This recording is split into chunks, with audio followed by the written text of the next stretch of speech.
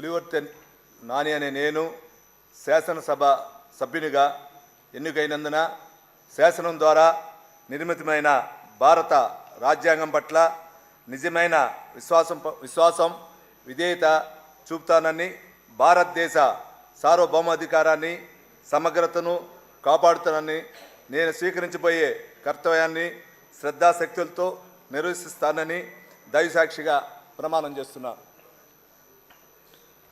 ఆంధ్రప్రదేశ్ శాసనసభ సభ్యుడైన పులివర్తి నాని అనే నేను సభా నియమాలకు కట్టుబడి ఉంటానని, వాటిని అనుసరిస్తానని, సభా మర్యాదలను పాటిస్తానని, సంప్రదాయాలను గౌరవిస్తానని దైవసాక్షిగా ప్రమాణం చేస్తున్నాను.